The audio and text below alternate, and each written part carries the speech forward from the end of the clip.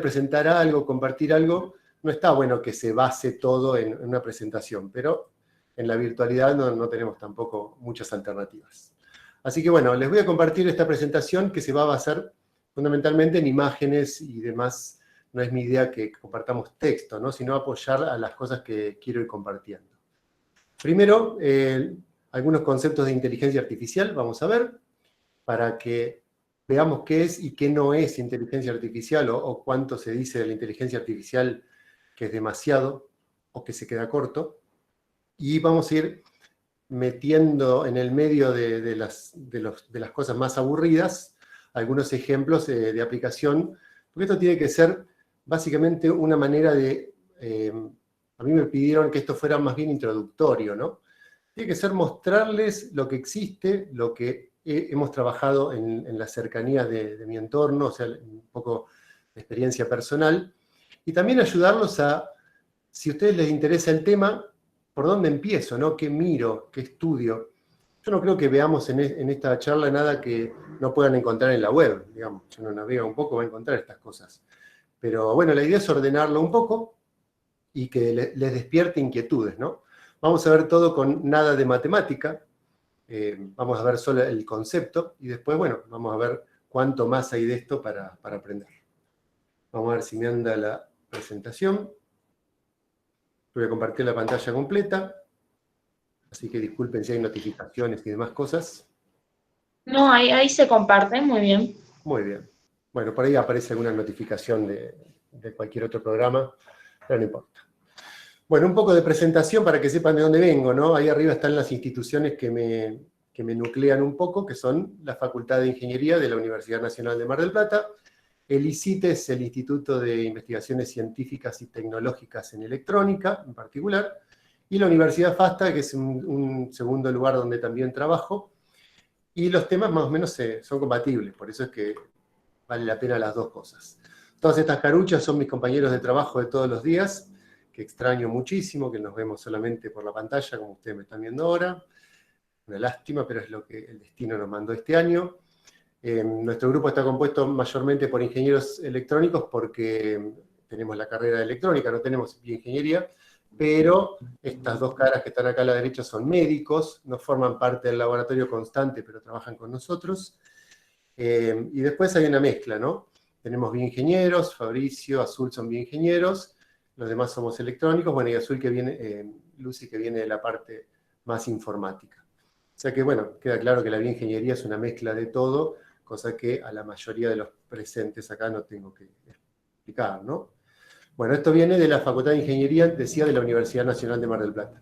Otro laboratorio es el de procesamiento de imágenes, que está muy íntimamente relacionado con temas de bioingeniería específicos a las imágenes, de ahí también viene mucho de conocimiento que todos juntos compartimos en la facultad, así que me pareció justo también mostrarles estas caras que vienen, que son también mis compañeros de todos los días.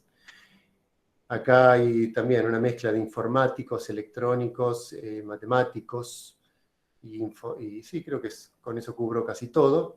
Bueno, hasta una bioinformática, INTIES bioinformática, así que tenemos una mezcla de todo.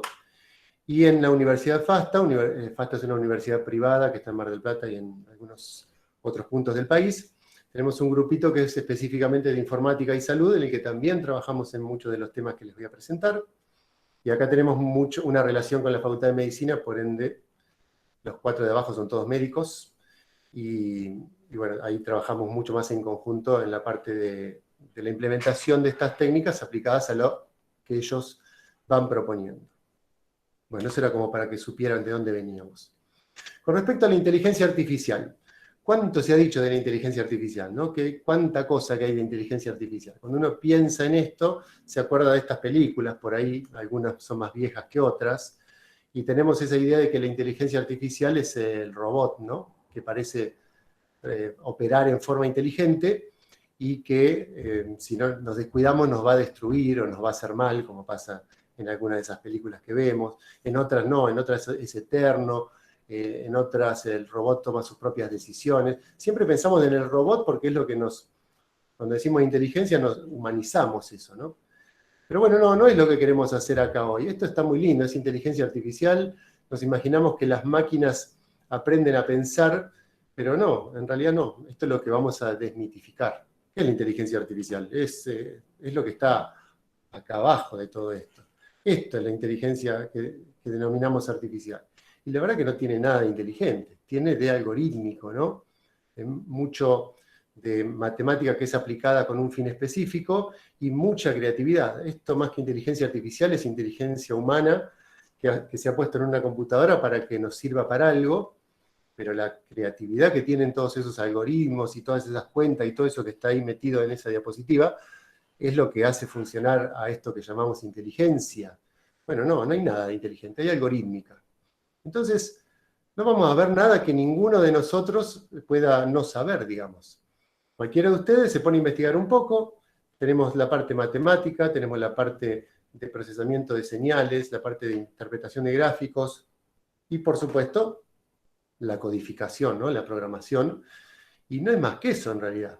No es más que eso y nada menos que eso. ¿Cómo podemos decir que un programa se tornó inteligente? Y porque parece aprender, parece que aprende las cosas que en realidad las almacena de una manera específica, ¿no? Y bueno, nuestra recorrida por todo esto va a ser ver qué paradigmas se han inventado de todo esto, un poco de lo que se puede hacer, y vamos a ver si es tan inteligencia artificial o es más bien habría que ponerle algún otro nombre, ¿no? Una cosa un poco menos pretenciosa que la inteligencia artificial. El nombre viene de más o menos los 60s, y ya sabemos que no le alcanzamos. No tenemos un dispositivo que sea inteligente y que razone como un ser humano. Pero tenemos dispositivos que hacen cosas actualmente increíbles, en la medida que se avanza en la tecnología. Bueno, ¿qué es Machine Learning? Que suena un poco mejor que la inteligencia artificial. El Machine Learning viene a ser una implementación más realista de lo que es inteligencia artificial. Y como dice learning, y bueno, es aprendizaje, ¿no? Pareciera que la máquina aprende. En realidad, la máquina almacena información de una manera distinta, como venía diciendo. ¿Cuál es nuestra idea de trabajo con estos métodos del Machine Learning? Que en este momento casi que es un sinónimo de lo que actualmente se llama inteligencia artificial. Tenemos por un lado datos, ¿no?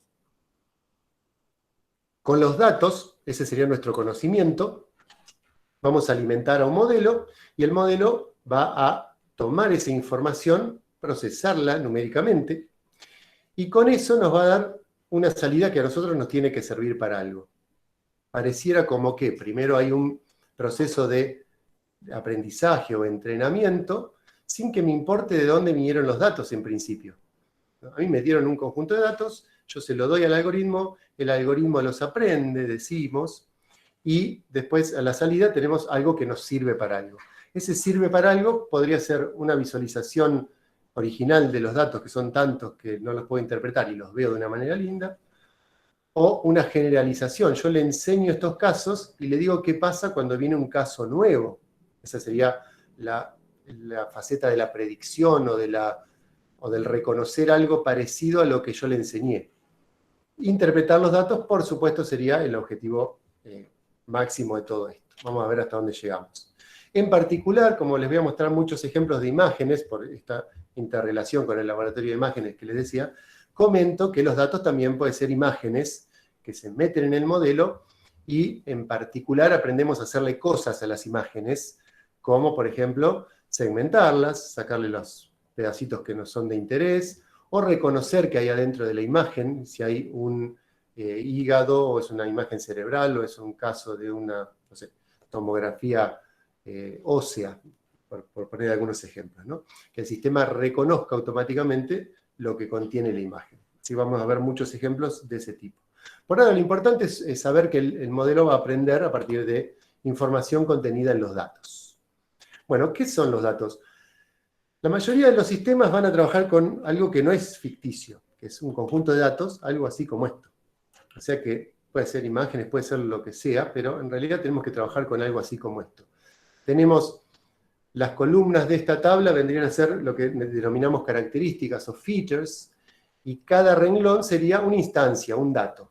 Entonces tenemos n datos y de características o features que, bueno, componen este conjunto de datos, y por lo general vamos a saber, no siempre, ahora vamos a ver que no siempre, qué queremos lograr, un target, un objetivo. En este caso tenemos cada dato asociado a una etiqueta. Puse acá en el ejemplo, ¿no? Tenemos una clase A, una clase B, una clase C, o también ahí podría haber un valorcito, un número, que le queremos enseñar que cuando todo esto, todo lo que está acá como feature se procesa, se obtiene el numerito que está acá. Eso van a ser distintos tipos de modelos que ahora les voy a comentar. En estos tiempos, ¿cuánto es mucho D, que es la dimensión de los datos? ¿Cuánto es mucho? Y cuánto es N, cantidad de datos. Mucho es lo que es imposible de determinar, ¿no? En este tiempo, N puede llegar a ser 20, o puede llegar a ser 20 mega, o 20 tera, o 20 unidades mayores que las que nos logramos imaginar de información. Bueno, todo eso es lo que los métodos estos de inteligencia artificial tienen que ser capaces de procesar. ¿De dónde sacamos esas características? Sería la cosa, ¿no? Sobre todo cuando los datos no son vectores o no son una ristra de numeritos. Los tengo que transformar en esa ristra de numeritos. Esto es lo que se llama, y ahora está más en moda que nunca, los datos no estructurados. Por ejemplo, eso es una serie temporal, es algo que va pasando a lo largo de fechas. Bueno, en ese caso tenemos casos confirmados y fallecidos de COVID, que ya los vemos en todos los diarios, sitios, en todos lados. Y abajo es otra serie temporal, que es la evolución de los fallecidos por día, bueno, en este caso será en un determinado contexto, o en Argentina completa, como dice ahí arriba. Bueno, no puedo meter una serie entera en un modelo de inteligencia artificial. Y yo, por ejemplo, quiero comparar cómo se comportan distintos países. Y bueno, entonces voy a tener que transformar estas series en features o descriptores. Y tengo que hacer cuentitas. Para esto me agarro de cosas que sé de otros temas, no de inteligencia artificial. Voy y le pregunto al que sabe de series, de muestreo y qué sé yo, le digo que me diga qué cuentas puedo hacer para identificar a esta serie temporal, por ejemplo. Y la transformo en estos numeritos, estos features. Ahí la serie deja de ser una serie, la abstraigo a un vector de numeritos. O sea que la convierto en un dato. Puedo usar los datos que están en el tiempo o los datos que están en el espectro, los que han estudiado sistemas de descripción en frecuencia, como es Fourier y otros tantos, como las onditas, Fourier-Mellin y otros que aparecen. De ahí puedo sacar numeritos también. A los que manejan la parte espectral podemos decirle la frecuencia media, cuánta energía hay en una determinada banda espectral, divido la banda espectral en subbandas y pongo distinta cantidad de potencia para cada banda, y me las tengo que ingeniar. Tengo que transformar a esa serie temporal, vía temporal o vía frecuencial, en numeritos. Ahora está de moda otras cosas, ¿no? Está de moda, por ejemplo, los tweets, los posts de Facebook, los videos de YouTube. ¿Cómo transformo posts de Facebook o de Twitter en un conjunto de datos? Y bueno, hay toda una disciplina que se dedica a eso. Eso se denomina la extracción de features o de características. Hay otras cosas que son más directas, ¿no? Esto es una señal de pulso, por ejemplo. Como hay muchos acá estudiantes de ingeniería, de bioingeniería y de otras disciplinas que tienen señales, les resultará familiar ver algo así. Bueno, yo tengo esa señal. ¿Cómo meto esa señal en un modelo? Bueno, le puedo sacar descriptores gráficos que me digan cómo es la forma de ese pulso. Entonces tengo la amplitud de esta onda que se llama onda sistólica, la amplitud de la onda reflejada, la amplitud de la onda diastólica, el porcentaje de la altura que tiene esta onda reflejada, cuánto tiempo pasó entre el máximo y este punto de inflexión, y así voy sacando descriptores que quizá ni sé matemática. Los hago porque los veo. De hecho, estos descriptores que están viendo ahí fueron hechos por un médico que miraba las ondas y se daba cuenta que esta era una manera de caracterizarlas. Así que no siempre es necesario la matemática en esto, ¿no? Puede haber bastante de creatividad también. Bueno, esto, imágenes. Cuando tengo una imagen, ¿cómo la transformo en una ristra de numeritos? Por ejemplo, acudo a conceptos como la textura. Acá tenemos una biopsia de médula ósea microscópica. Acá tenemos pedacitos de trabéculas, que es hueso, tejido hematopoyético, grasa. Y vemos que las texturas son diferentes. Entonces digo, voy al laboratorio de imágenes y le digo, necesito transformar esta imagen en numeritos, decime qué puedo hacer. La respuesta es esa interfaz que tenemos acá. Hay un montonazo de numeritos que puedo sacar para determinar la textura de cada pequeña región de esta imagen. Es más, acá vemos que dice cantidad de característicos 145. Es decir que a cada píxel de esta imagen, o a cada regioncita muy pequeñita de esta imagen, la voy a determinar, la voy a transformar en 145 datos, en un chorizo de 145 valores.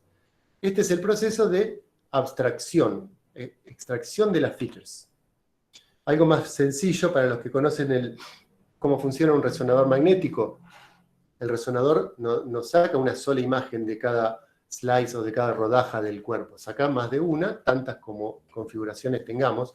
Supongamos que tenemos estas tres, esta es una resonancia de cerebro, y son información complementaria.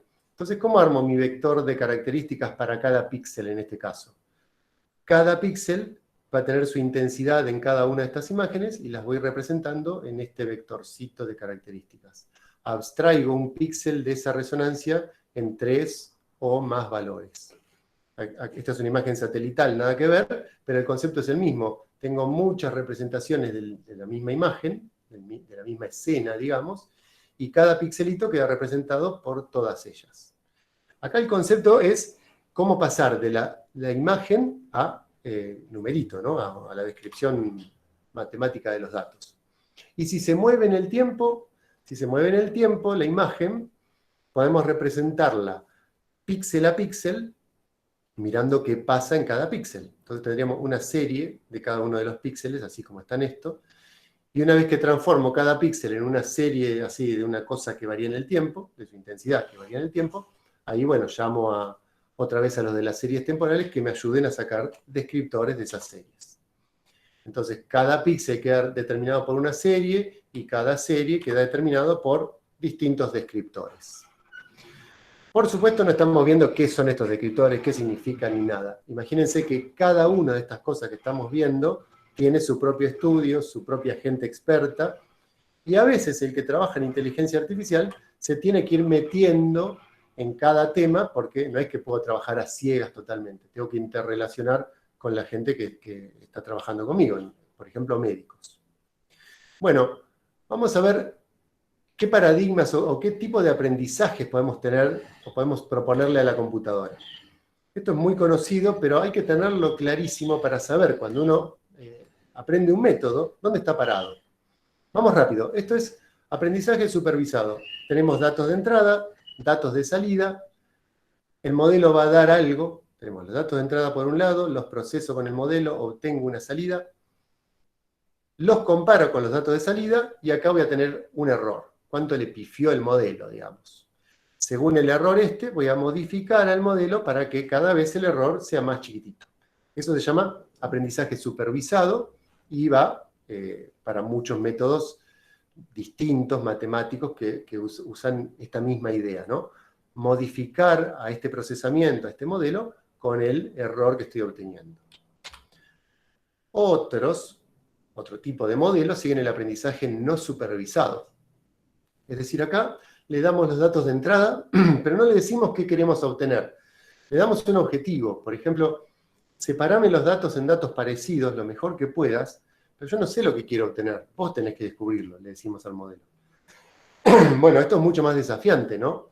A ver el modelo qué nos dice de este conjunto de datos. Esto se llama aprendizaje no supervisado y, bueno, vamos a ver algún ejemplo también.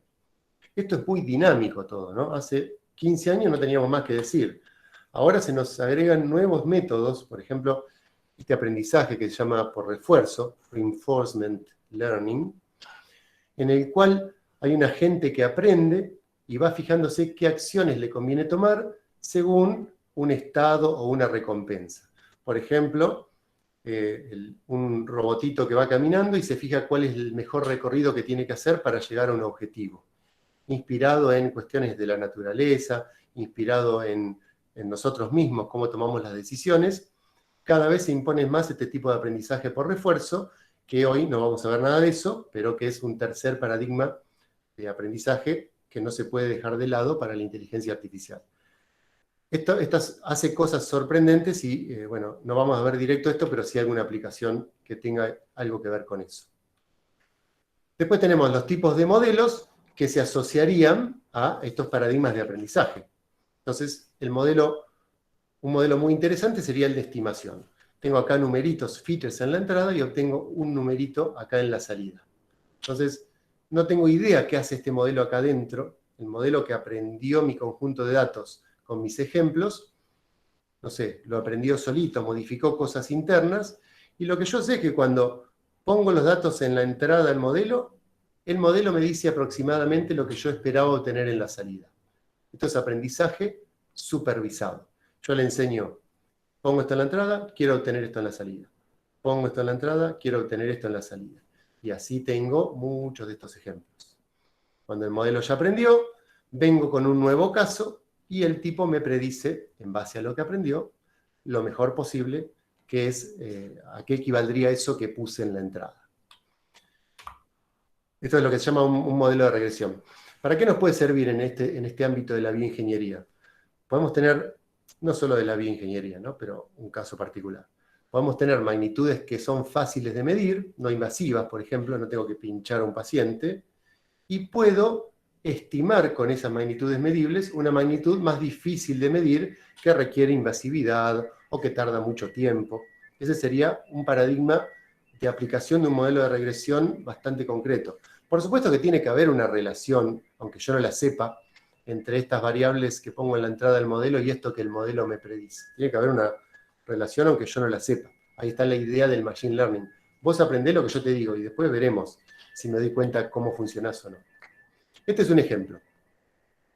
Supónganse que queremos estimar el porcentaje de aireación pulmonar, que es siempre es un problema. ¿Cómo se sabe el porcentaje de aireación pulmonar visto desde la sangre? No me queda otra que recurrir a variables invasivas. Tengo que ir a un laboratorio, sacar sangre, llevar al laboratorio, y del laboratorio me van a decir, bueno, esto tiene tal porcentaje de oxígeno en sangre.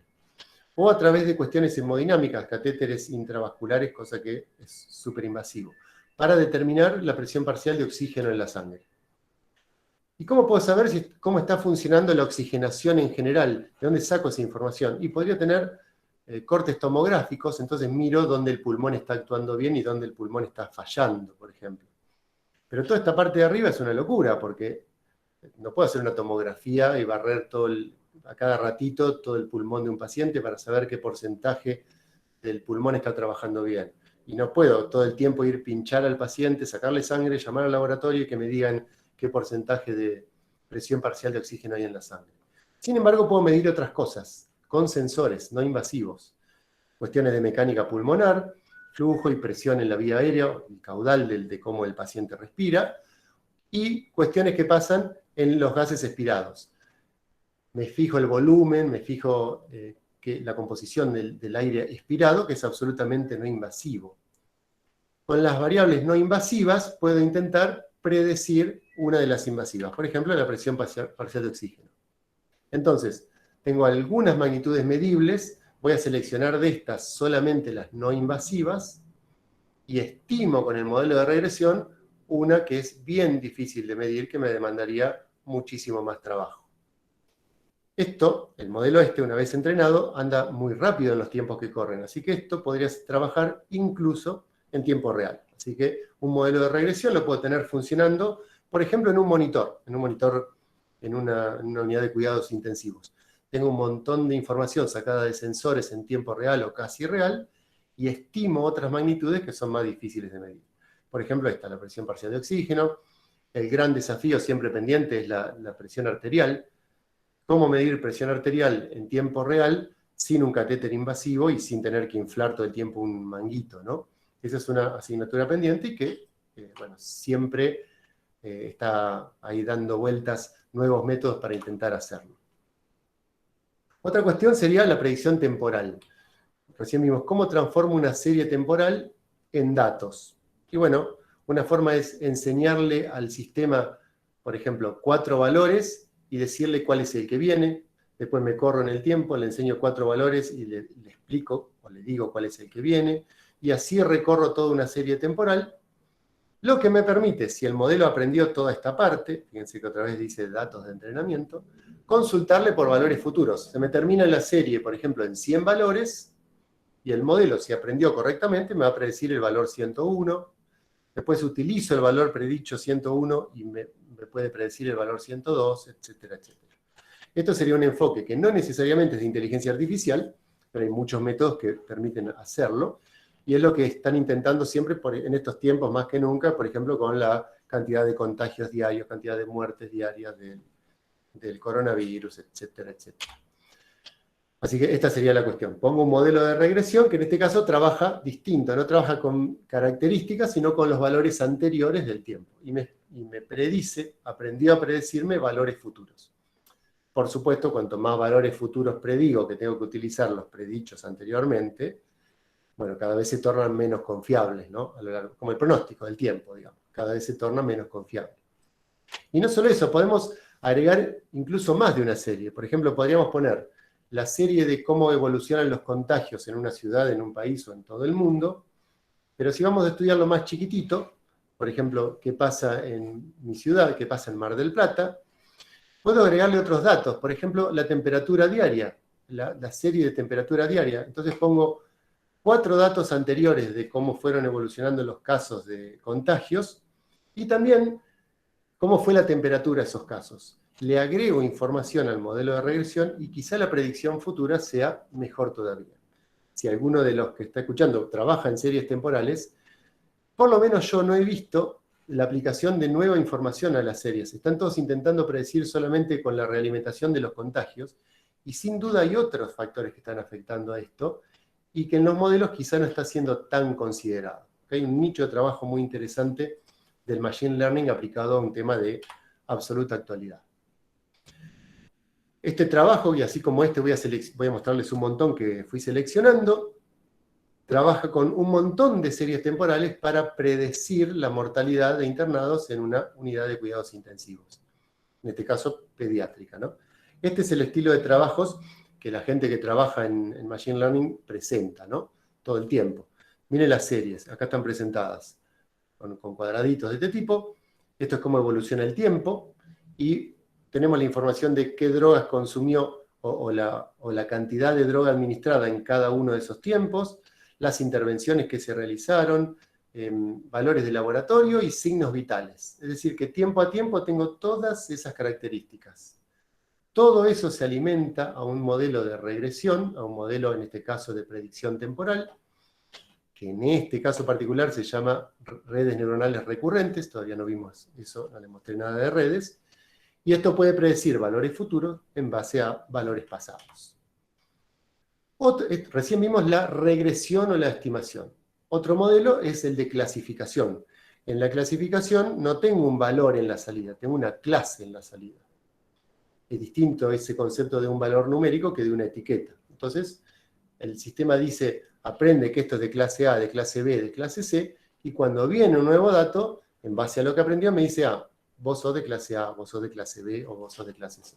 Por ejemplo, entreno un sistema con estos numeritos, que son escritos a mano, y cuando le muestro otro numerito, se va a dar cuenta de qué clase es. ¿Cuáles son las clases de acá? De 0 a 9, son 10 clases. Bueno, este trabajo con los numeritos es la aplicación típica con la que se suele explicar un modelo de clasificación, por eso la traía.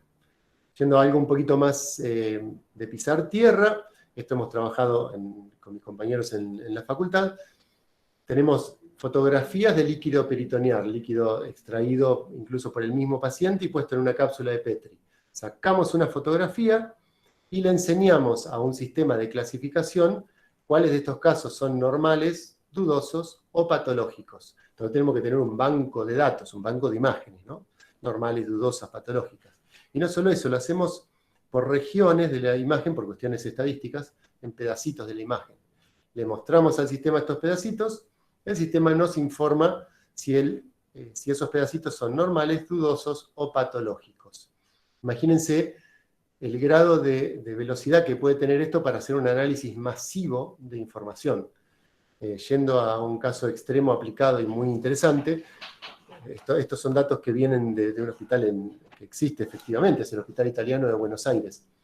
Imagínense que haya miles de estas fotos de líquido peritoneal y el sistema consulta un modelo previamente entrenado y por lo menos nos informa los warnings, los que son dudosos o patológicos. Entonces de ahí extraigo los casos a examinar, que ha sido determinado automáticamente. Y a veces, este es un caso que estamos trabajando hace un tiempo, por ahí los que fueron a Piriápolis me escucharon hablar de esto, que es el caso bueno, que me está en este momento rompiendo la cabeza, que son imágenes de ultrasonido pulmonar. El ultrasonido pulmonar es eso que están viendo ahí, no se ve nada en definitiva. Son patrones diferentes cuando el pulmón está normalmente aireado o cuando hay pérdida de aireación. Pero la verdad es que no se ve nada. Nosotros que somos ojo no entrenado no vemos nada. Entonces, ¿cómo ponemos esto computacionalmente? ¿Qué features, qué características extraigo de esto? Y bueno, no sé. Entonces acá voy a tener que cambiar de paradigma y me voy a tener que ir a cosas más avanzadas computacionalmente porque no descubro cómo sacar los numeritos de esto. Ahí viene el paradigma de Deep Learning que después vamos a ver. Bueno, y el modelo de clustering es el último que les voy a presentar, que es el modelo que agrupa los datos según sus características en cosas parecidas. Acá no le digo que hay a la salida, no tengo datos con etiquetas. Entonces es posible que pongo, por ejemplo, las imágenes estas que tenía acá, con sus características acá. Un modelo, en vez de ser de clasificaciones de agrupamiento, me agrupa estas imágenes diferentes y después analizo qué tienen de distinto entre sí esos grupos y qué tienen de homogéneo esos grupos entre sí. Esto es muy interesante porque descubre, sin que yo le diga efectivamente, una diferenciación entre tipos de datos. Cuando uno estudia todo esto, ahí terminan hemos visto los paradigmas de aprendizaje y los tipos de modelo. Yo les mostré el paradigma supervisado, no supervisado y por refuerzo. Y tipos de modelo, vimos la clasificación, la regresión, y el agrupamiento como ejemplo de no supervisado. No le mostré ninguno por refuerzo. Bueno, cuando uno hace este primer intento de entender esto, la inteligencia artificial, el machine learning es la parte bien implementada en una computadora de la inteligencia artificial, y bueno, dentro del machine learning los tipos de aprendizaje de máquina que hay, uno ya está recontento y dice, bueno, yo acá aprendí todo. Pero esto es muy dinámico, esto en 5 años ya cambia la visión, entonces pasan cosas como esta. Me viene introducción al entrenamiento semi-supervisado y adversarial. Aprendizaje semi-supervisado y entrenamiento adversarial. Y listo. Y todo lo que tenía me destruye lo que había aprendido hasta ahora y tengo que salir a aprender de nuevo. Este es el desafío de este paradigma de inteligencia artificial, machine learning, que estamos teniendo en este momento. Por eso esta presentación, que ya lleva como media hora, podría durar 20 horas, si es posible, porque es interminable todo lo que hay para aprender de esto. Les voy a comentar que la parte de machine learning bien ejemplificada, bien concreta, viene a llamarse más bien inteligencia computacional, más que inteligencia artificial. Y acá están los paradigmas que la definen y la han definido desde siempre. Las redes neuronales, los sistemas difusos y la computación evolutiva, que ahora vamos a recorrerlo volando. Casi todos habrán oído hablar en este tiempo de redes neuronales, porque son las que están ganando computacionalmente en estos tiempos. Son las que están produciendo cosas que antes ni siquiera nos hubiéramos imaginado, que parecen mágicas, como vamos a ver en la conclusión final.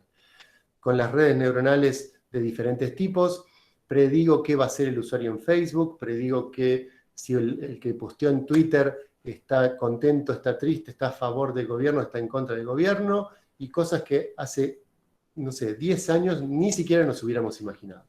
Sin embargo, no es el único paradigma. El paradigma de los sistemas difusos sigue estando en acción, lo que pasa es que no resuena tanto como antes, y la computación evolutiva, que puede hacer cosas increíbles inspiradas en la naturaleza, y que sería la tercera pata de la inteligencia computacional. Hubo otros intentos de que aparecieran otras patas, pero efectivamente no han progresado.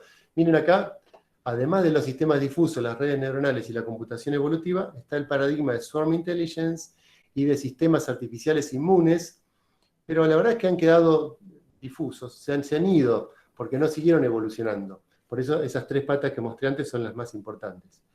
Y las técnicas estadísticas no corresponden a la inteligencia computacional, pero sin duda son una parte fundamental del machine learning. El doctor Sadeh, allá por el 65, dijo que tenía que haber una manera de implementar computacionalmente el lenguaje humano, aún con su ambigüedad, con su subjetividad. Entonces, hay una forma matemática de trabajar con el lenguaje. Este es el fundamento de todo. Cuando uno dice, por ejemplo, que una intensidad es baja, en realidad, ¿qué significa bajo? Depende del contexto. Si una intensidad es mediana, ¿qué significa mediano? Si una intensidad es alta, ¿qué significa alto? ¿Cuánto cierto es que esto es bajo? ¿Cuánto cierto es que esto es mediano? Bueno, en todo el enfoque de la lógica difusa, lo que hacemos es decir que las cosas son todo al mismo tiempo con distintos grados de pertenencia. Acá tenemos funciones, para los que manejan la parte funcional y matemática rápido, que determinan los grados de verdad de cada uno de estos tres conceptos. Y, por ejemplo, una intensidad de 11, en este caso, dice que es mediana en 0,23%, alta en casi 1, 0,99%, y baja, nada, baja, 0%. Por decir, para hablar en porcentaje que suena natural. Bueno, esto es lógica difusa. Esto es representar matemáticamente conceptos que nosotros decimos cuando hablamos. En particular es una extensión de la lógica booleana que deja que las cosas no sean solamente verdaderas o falsas. Dejan que sean entre verdadero, 1, y falso, 0, todo en el medio. Esto abre caminos para miles de aplicaciones y no es probabilidad. Fíjense que acá 0,99 más 0,23 más 0 no suma 1, o sea que esto no es probabilidad. Pero esto da para trabajar en diversa cantidad de sistemas. Sería imposible determinarlos ahora, ¿no? Basados en las cosas que se dicen, intensidad baja, intensidad alta. Imagínense para trabajar con imágenes. Este cachito tiene intensidad baja y hay que poner eso matemáticamente. Y después tenemos sistemas enteros de inferencia, o sea que parecen razonar, de ahí la inteligencia, ¿no? Si la intensidad es baja, entonces el cambio es alto. Y eso lo planto en un sistema difuso. Creo que entre los participantes hay muchos que han cursado inteligencia computacional conmigo. Supongo que les sonarán a cosas totalmente habituales. Acá viene el sistema de Mandan y sistema de Sugeno en honor a los que los van creando y haciendo funcionar. Si no, lo pongo más matemático. Si la intensidad es baja, entonces una variable cambio es igual a una función lineal de esa intensidad. Bueno, y así se trabaja con la lingüística de lo que estamos acostumbrados a escuchar nosotros, en el idioma que sea. Las redes neuronales fueron hechas para imitar a las neuronas. Ahí tenemos una neurona y su correspondiente modelo matemático que lo implementa de una manera de cuentitas. La neurona solita no es capaz de hacer mucho, pero cuando ponemos muchas neuronas unas unidas con otras, como en este caso, todas las neuronas tienen sus entradas y sus salidas interconectadas, lo que se logra es un sistema mucho más eficaz, mucho más fuerte computacionalmente. Entonces acá podemos entrar con los features y sacar una variable de salida. Por ejemplo, dadas estas características que hoy les mostré de la señal de pulso, intento estimar la edad que tiene un paciente. Entonces lo entreno con muchos datos con sus edades, y después viene un nuevo paciente, le consulto, supónganse que lo entrenamos a esta red con pacientes sanos, todos sanos. Cuando viene un nuevo paciente, le hago esta forma de onda, le saco las características, las pongo en la entrada de la red neuronal, y la red me predice la edad del paciente. Si el paciente tiene, como la mayoría de ustedes, 20 y pico de años, 25 años, y la red neuronal predice 64, ¿qué puede pasar acá? Y yo te diría que te tenés que cuidar un poco más las arterias, viene a hacer eso. Ahí está el sistema de soporte a la decisión, el sistema de soporte a un diagnóstico. Esto aprendió con pacientes sanos, viene un paciente que yo no sé cómo es, intenta que sea sano y dice, mira, la forma de onda esta es de un paciente de 60 años, pero yo tengo 25. Y bueno, no te estarás cuidando, tenés que hacer cosas para que tu forma de onda se vea como de 25, no como de 65. Así es como actúa un sistema de regresión aplicada con redes neuronales. Las mismas formas de onda, en otro enfoque, puedo decirle si corresponden a jóvenes, adultos o ancianos, y la red me cuantifica cuán joven, cuán adulto y cuán anciano es el que tiene la forma de onda que le pongo acá en la entrada. Entreno el sistema ahora de clasificación, no de regresión. No voy a estimar la edad, solamente voy a decir si es joven, adulto o anciano. Y después, cuando viene el nuevo, me dice, usted es adulto en todo esto, joven en todo esto y anciano en todo esto. Está bien, ¿no? Porque las etapas de la vida no es que somos jóvenes y al día siguiente somos adultos y después somos ancianos. Esto va gradualmente ocurriendo y una red neuronal que clasifica es capaz de hacer exactamente eso que está ahí. Bueno, las redes autoorganizadas son las únicas redes de aprendizaje no supervisado que les voy a mostrar, que lo que intentan es agrupar datos multidimensionales, es decir, que tengan muchas features, quizás son 1000 features. Bueno, cada dato queda mapeado en una de esas celditas o neuronas que tiene este conjunto, y esto permite, si el mapa está bien entrenado, que datos parecidos estén en celdas cercanas, se llaman Best Matching Unit a la celda que representa cada dato de entrada. Entonces voy a tener, por ejemplo, una región de jóvenes, una región de adultos y una región de ancianos. Entonces, cuando viene un nuevo dato, me fijo cuál es su Best Matching Unit y digo, usted está en la zona de adultos, usted está en la zona de ancianos. Usted está en la zona de ancianos, pero no tendría que estar en la zona de ancianos. Y esto es mucho más cualitativo, no tan cuantitativo. Dado que el tiempo vuela, no les voy a mostrar ejemplos de esto, van a ver que voy a pasar a lo loco diapositivas, porque quiero llegar a mostrarles las tendencias actuales en el entrenamiento. Queda pendiente, si el que quiere estudiar más, ver más ejemplos de modelos no supervisados y de optimización con un sistema que parece inteligente, por ejemplo, un algoritmo genético, inspirado en la evolución de cómo lo hace la genética o cómo lo ha hecho la genética como la conocemos biológicamente hasta ahora, pero esto no se lo voy a mostrar ahora tampoco. Hay un algoritmo que, gracias a Darwin, imitando eso, busca la mejor solución a un problema y lo hace sin derivadas, sin cosas matemáticas raras, solamente creando nuevas soluciones a partir de soluciones anteriores. Pero esto nos va a sacar de tema, entonces no vamos a seguir de eso. Siempre que se trabaja en Machine Learning, siempre,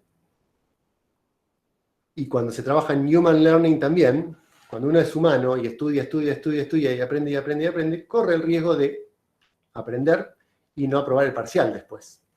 De aprender todo de memoria y no saber reaccionar a lo que me enseñaron para usarlo como conocimiento, ¿no? Si yo aprendo todo de memoria, viene el parcial y no lo sé resolver, porque el parcial siempre va a tener novedades, ¿no? Eso suelen hacer los docentes más creativos. Bueno, eso se llamaría overfitting. Y acá en Machine Learning eso puede pasar terriblemente.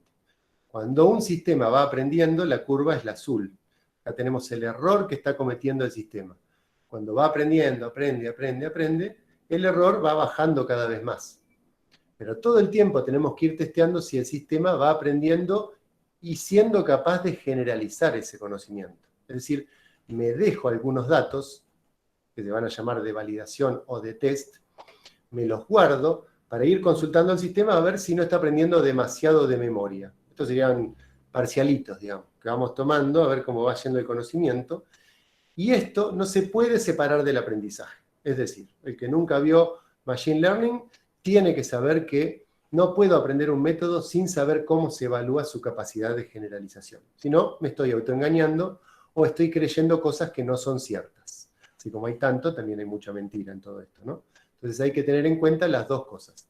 Esta división de datos en datos de entrenamiento y datos de testeo viene a ser como la guía de estudios que me va ayudando en el aprendizaje, pero me guardo algunos ejercicios para ver cómo va el aprendizaje, por ejemplo, de parciales viejos, vieron el tráfico ese de parciales que siempre anda en todas las materias, que dice a ver si realmente soy capaz de generalizar lo que aprendí, y después al final de todo vendría el test, que es el parcial, a ver si aprendí bien. Todos estos datos surgen del conjunto de datos, indefectiblemente, ¿no? Bueno, estas son las curvas típicas de aprendizaje que vamos a ver en cualquier software de redes neuronales o demás. Esto en particular es Python, esto en particular es MATLAB y, bueno, cada una tiene su gráfica. Más redes neuronales. ¿En qué estamos ahora? Acá pisamos, en la parte más moderna, nos vamos a cada vez modelos más llamativos y cosas que pueden hacer las redes neuronales en particular y la inteligencia artificial en general. Miren la cantidad de cosas que pasaron en relativamente pocos años, porque en 1943 surge la idea del modelo de neurona recién. Pero acá al final, si yo te lo pusiera en escala, se me acumula todo, porque cada vez vamos pudiendo hacer cosas más increíbles con todo esto. Y ya no estamos hablando de 10 años atrás, estamos hablando de 5 años atrás. Por eso es que esto nos insume todo el tiempo estar aprendiendo cosas nuevas. Esto es todo lo que fue surgiendo a lo largo de los años. Y los últimos años ya tenemos conceptos que recién los podemos implementar computacionalmente en las computadoras más avanzadas, y tenemos la idea de las GANs, que va a ser lo último que les muestre en estos minutos, o las redes convolucionales, etcétera, etcétera. Y si tuviéramos que aprender todo esto, sería infinito. Estas son algunas de las redes neuronales que hay, cada una con su paradigma, con su sistema de aprendizaje, con su arquitectura, con esa interconexión entre las neuronitas. Bueno, miren todo lo que hay, ¿no? Para aprender. Mucho de esto tuvo que ver este señor Hinton, y lo que les quiero comentar ahora es el paradigma de Deep Learning. Resulta que en los últimos años, 5 años, 6 años, ya la capacidad computacional va mejorando la capacidad, por lo menos visual, del ser humano. El error va siendo menor que el ser humano. ¿Esto porque las máquinas se tornaron más inteligentes? No, esto es porque cada vez tenemos más poder computacional y más poder de generalizar lo que dicen los datos. Entonces, aparece este paradigma genial del Deep Learning. Este Deep viene a aprender más todavía, darle más al sistema para que aprenda, y también viene a que cada vez nos metemos más adentro, que hacemos más procesamiento de los datos. Miren a ver si esto ayuda. Un sistema de clasificación. En Machine Learning, lo que vimos hasta ahora, tenemos que sacar las características para transformarla en numerito, y después entrar a un sistema de clasificación que nos dice, por ejemplo, si esta onda que les estoy mostrando desde hoy es normal o es patológica. En el paradigma de Deep Learning, me salvo del feature extraction, me salvo de la parte en la que tengo que llamar a la gente para que me saque las características, y el sistema de Deep Learning saca las características y clasifica y aprende todo junto.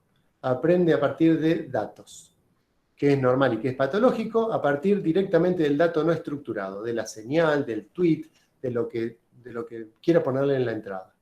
¿Qué precio tiene esto? La ganancia es indudable. Tengo un sistema súper poderoso que aprende un conjunto de datos. Yo le enseño lo que es un perro, un gato y un hipopótamo, y el sistema me generaliza después cuando viene una nueva imagen y me dice si es perro, gato o hipopótamo. Le enseño las ondas normales o patológicas y el tipo me generaliza las ondas normales o patológicas. Pero ¿qué pasa?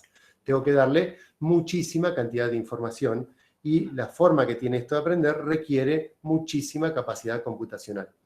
Por eso estamos hablando recién ahora de esto. Esto me requiere, por ejemplo, una placa con GPUs, placas de video que valen cientos de miles de pesos y muchos miles de dólares, y no está al alcance de cualquiera, pero sí algunas desviaciones más humildes de esto. Por ejemplo, las redes convolucionales. ¿En qué se inspiran?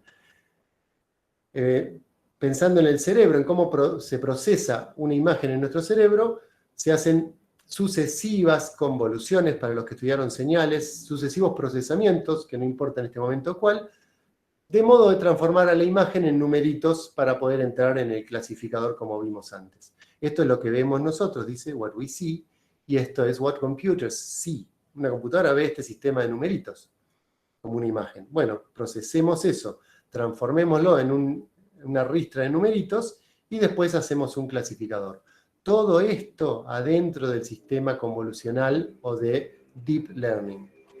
Esto entonces nos lleva a increíbles aplicaciones.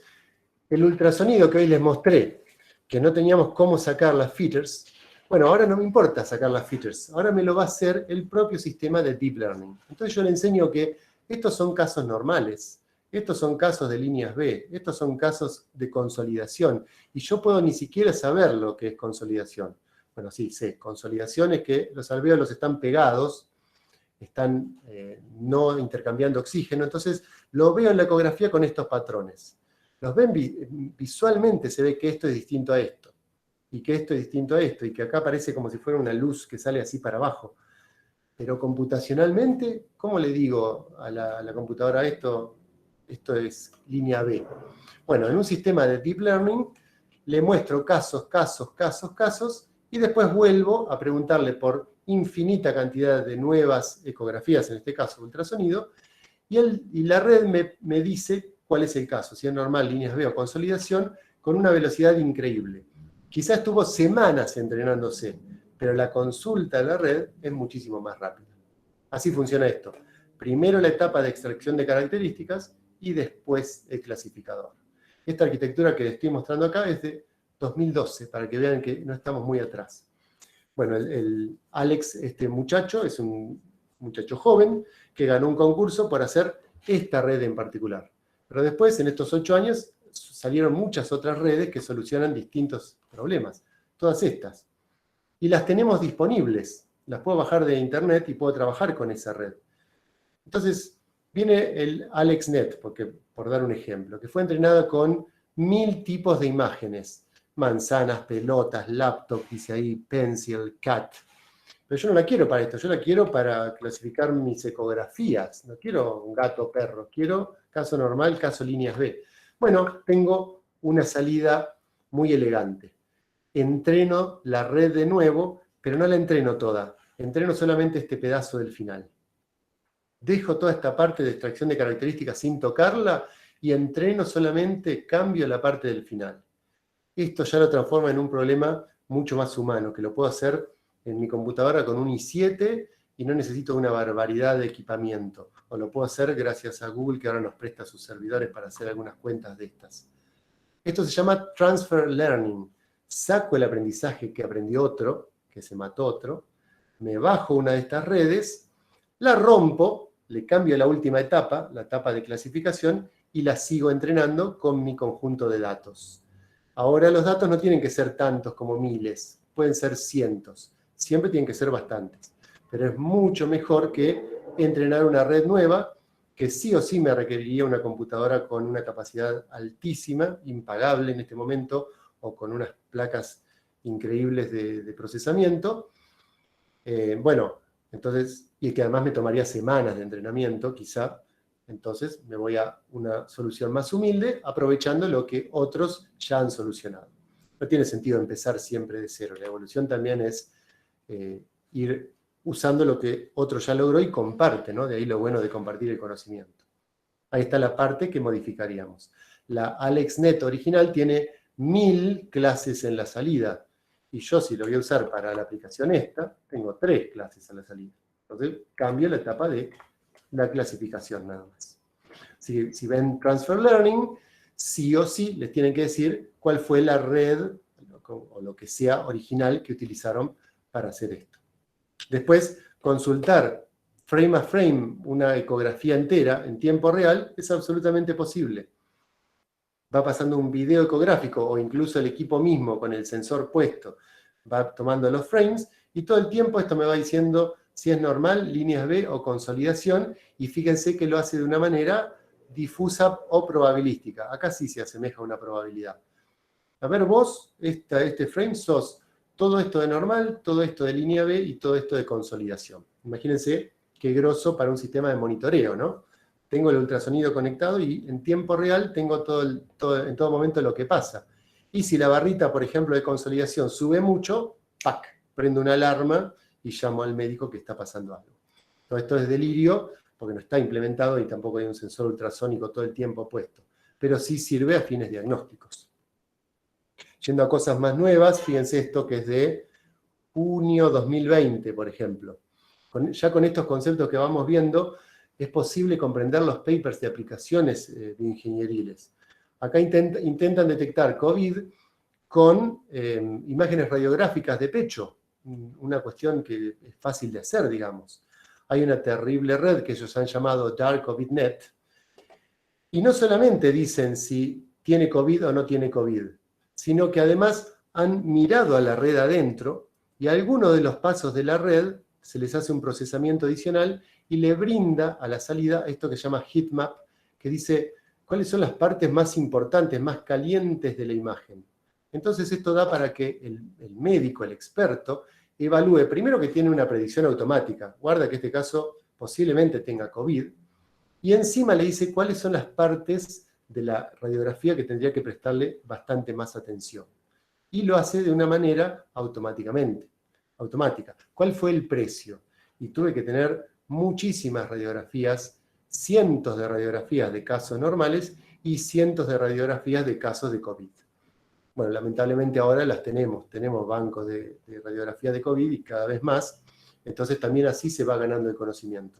¿Qué hizo esto adentro? Y no sé exactamente qué hizo, porque computacionalmente se me escapa de las manos, pero sí esto es útil en su relación entrada y lo que me da en la salida. Miren este otro caso. Esto detecta COVID también con radiografías de rayos X, que ingresan al sistema de inteligencia artificial, catalogando normal y neumonía, pero no estoy seguro de si es de COVID o si es una neumonía bacteriana.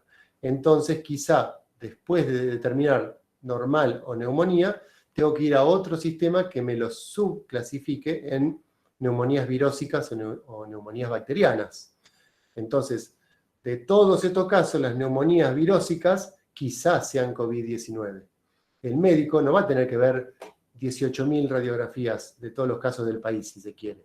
Va a tener que ver solamente las que llegaron a esta instancia de esta clasificación automática. ¿Y por qué tengo confianza en esto? Bueno, yo no sé si tengo tanta confianza. No conozco a los autores que hicieron este trabajo. Pero ¿por qué tengo confianza? Por la validación que les dije antes. Tenemos que evaluar todo el tiempo la capacidad de generalización del sistema. O sea que muchas de estas radiografías se las escondía al sistema cuando lo estaba entrenando y después le pregunto, a ver si me lo dice bien o me lo dice mal. Y yo sé que el sistema va a tener algún error, pero lo puedo cuantificar. O sea que tengo que tener cuidado de cuantificar ese error y saber así cuánto confiar en ese sistema. Y yendo un paso más todavía, no me conformo solamente con la radiografía de rayos, digamos, comunes, sino que además la divido en 9 partes. O sea que tengo el sistema entrenado, utilizo el mismo sistema, como les dije recién, Transfer Learning, pero lo vuelvo a reentrenar con pedacitos de radiografía. Ya no pongo la radiografía completa, la placa completa. Entonces, no solamente obtengo si es bacteriana, virósica o normal, sino que me lo dice por pedazos de la radiografía. Entonces, esta parte hasta me puede servir para decir cuáles partes de la radiografía tienen un aspecto de neumonía viral. Y el profesional tiene un montón de información adicional que lo asiste automáticamente y sobre todo que es objetiva, porque todo este sistema va a funcionar igualito siempre, bien determinístico, y no se cansa. Imagínense el médico mirando radiografías. Cuando va por las 140 ya no quiere ver más. Entonces esto por lo menos saca los casos más difíciles, digamos, analizables, warnings, y el médico tiene que trabajar mucho menos en, por ejemplo, el análisis completo de una base de datos. Este trabajo también es muy, muy nuevito. Con este mismo esquema de redes convolucionales, y ya les voy a mostrar una cosita más y nada más, se puede hasta segmentar, o sea, sacar partecitas de la red neuronal enseñándoles segmentaciones previas. Por ejemplo, estas de pulmón, si yo le enseño que los pulmones están acá, y en otra radiografía le enseño que los pulmones están acá, y en otra radiografía le enseño que los pulmones están acá, y así, con cientos de casos, la red solita, cuando venga una nueva radiografía, me va a determinar dónde están los pulmones. Y no tuve que utilizar detecciones de borde, no tuve que utilizar derivadas para sacar cuál es la parte del bordecito del pulmón, me funciona para cuando la radiografía no es tan buena en calidad, me funciona para distintos tipos de contraste. Esto es porque este tipo de paradigma de Deep Learning hace que la robustez se haya incrementado muchísimo. Como siempre, ¿cuál es el precio a pagar? La cantidad de datos que necesito y la capacidad computacional que necesito. Ahí están pulmones que han sido segmentados por este sistema. Esto en realidad era, no sé si conocen Kaggle, que es un sitio que propone desafíos y son concursos con premios y todos, y este ha sido uno de los trabajos ganadores cuyo objetivo era segmentar el pulmón. Por supuesto que tienen errores, ven que acá hay cachos que no corresponden al pulmón, pero para hacer una primera segmentación y después hacer otro tipo de análisis puede llegar a ser más que suficiente. Acá hay un campo infinito, hay muchísimo para trabajar en Deep Learning en la parte de producción de imágenes y en la parte de reconocimiento de imágenes. Justamente dije producción de imágenes, fíjense que esta red viene con la imagen original, la reduce, la reduce, la reduce, y después es como que genera una nueva imagen. Cuando hablamos de generar nueva imagen, ahí nos metemos en el último terreno de lo último que hay en lo que hace a sistemas automáticos que nos deslumbran. Nos deslumbran cada vez menos porque nos acostumbramos, no porque no sean espectaculares. Por ejemplo, el famoso deepfake, que hace hablar a la persona que nosotros queremos, como a nosotros se nos antoja, que le mueve la boca, que le hace bailar, que provoca que una persona vieja parezca joven, que la persona joven parezca vieja o bebé.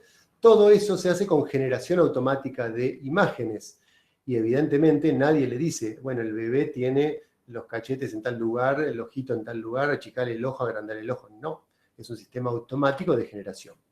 Justamente el esquema de hace muy poquitos años se llama así, GAN, Generative Adversarial Networks. No son exactamente redes neuronales, pero con lo que aprendimos, con lo que recién les mostré en una hora, ya tengo que ir terminando, nos podemos hacer la idea de cómo viene andando esto. Por un lado, miren la idea que tienen, que uno dice, esto es un delirio, no puede funcionar. Y lo implementan computacionalmente y anda. Es terrible. Por un lado tengo imágenes reales, caritas, entra la imagen real al sistema, y acá tengo un clasificador que se basa, que es bueno, que se basa en decirme real o falsa. ¿Esta imagen es real o esta imagen es falsa? Entonces, ¿con qué alimento este clasificador? Con imágenes reales y con imágenes falsas. ¿De dónde saco las imágenes falsas? De ruido. Entro con ruido, porquería, una imagen que no dice nada, un cacho de imagen, fíjense que ahí ni siquiera tiene la dimensión de la imagen final. Entro con ruido a un sistema que ahora no determina si es real o falso. Genera una imagen. Las primeras veces este sistema va a ser un desastre, acá la imagen va a ser falsa. Y todo el tiempo va a estar aprendiendo que esta imagen es real y esta imagen es falsa. Y lo voy modificando, entreno, aprende. Todo el tiempo es vos sos real, vos sos falsa, vos sos real, vos sos falsa. Y este generador también lo voy a ir entrenando y lo voy a hacer que sea cada vez más capaz de confundir a este discriminador. Por eso es adversarial. Lucha por reconocer cuáles son reales y falsas. Lucha para confundir al otro. Esto que les estoy explicando en palabras, increíble o no, se traduce en ecuaciones matemáticas de este modelo de clasificación que ya vimos, es una red convolucional, y este modelo generativo, que es una red de lo contrario a la convolución. Dada una imagen, la transforma en una imagen completa. Bueno, esto es lo que se llama una red adversarial. Este es el generador. De la porquería genero una imagen que, conforme este generador va aprendiendo, se va haciendo cada vez más realista. Entonces tenemos el discriminador, que es el bueno, que va aprendiendo para determinar cuál imagen es real y cuál imagen es falsa, y el generador, que cada vez que aprende va siendo cada vez más experto, va generándome imágenes cada vez que parecen más reales, hasta que se confunda lo máximo posible. Este esquema de aprendizaje, que computacionalmente es complejo, pero no es nada que con el álgebra que tenemos nosotros en la formación de las ingenierías, de las bioingenierías, no podamos manejar. Es solamente, ir en este contexto. Fíjense la barbaridad que se puede hacer con esto. Acá tengo a Isabel, que es la directora de mi laboratorio, y yo. Tenemos ruido, generamos una determinada imagen, y con un sistema de convolución llego a esto que no sé lo que es una representación de esa imagen que es ruido. Y esta otra imagen, que es mi cara en este caso, también genera esa otra especie de ruido. Bueno, esto no es tan ruido. Esto es una descripción de esta imagen, y esto es una descripción de esta otra imagen. Eso se llama latent space, espacio latente. Es una representación algebraica de esta imagen, y esto es una representación algebraica de esta imagen. Bueno, este es un esquema de cómo obtengo este latent space. Lo increíble, una vez que nos creemos que esto existe, y efectivamente existe porque es computacional, yo puedo operar con el espacio latente, porque ya se tornó en algo algebraico. Entonces, Yo sé cuál es el espacio latente del hombre con anteojos y tengo el espacio latente de hombres sin anteojos o de mujeres sin anteojos. Y opero con los espacios latentes, no con las imágenes. No puedo operar con las imágenes, porque por ahí son de distinto tamaño, las intensidades no tienen nada que ver, por ahí la cara está en distinta postura. Y obtengo, cuando reconstruyo la imagen, por ejemplo, en este caso, una mujer con anteojos. Digamos, al hombre con anteojos le resto el hombre sin anteojos, le sumo a la mujer sin anteojos y me queda una mujer con anteojos. Y ahí se ven los intentos, ¿no? Hay algunos que quedaron horribles, como esta que está acá. Otros se parecen bastante, parece que tiene el anteojo chantado ahí encima, pero conforme van progresando las habilidades computacionales, ¿qué pasa? Cada vez mejor, cada vez más resolución tienen las imágenes y cada vez más engañan al ojo humano, a tal fin que una aplicación del teléfono, no tengo que tener un superprocesador, me genera cosas fantásticas, prohibidas y no prohibidas. Bueno, ahí está. ¿Para qué quiero usar todo esto? ¿Lo quiero usar bien? ¿Lo quiero usar mal? Y esto da para todo, como siempre. Miren si opero en el espacio latente de determinadas imágenes. Cada imagen la tengo representada en este plano como en su espacio latente. Si me fijo dónde quedaron las distintas imágenes que son generadas con estos espacios latentes, bueno, por acá voy viendo que las imágenes masculinas, de representación masculina, quedaron por acá, y las femeninas quedaron por acá. Si me muevo en el espacio latente de a poquito, hago una interpolación lineal de espacio latente, digamos, van pasando estas cosas. Miren la cantidad de aplicaciones que hay que te transforman, las de Facebook, que dice ingrese su foto, bueno, después te utilizan toda la información, etcétera, etcétera, pero ingrese su foto y te transforma en mujer, ingrese su foto, te transforma en hombre, las aplicaciones de estética que te ponen barba, sacan barba, pelo largo, pelo corto, hacen mezclas de este tipo. Porque si bien estos sistemas son muy difíciles de entrenarse, muy computacionalmente costosos para entrenarse, son muy fáciles para consultarse.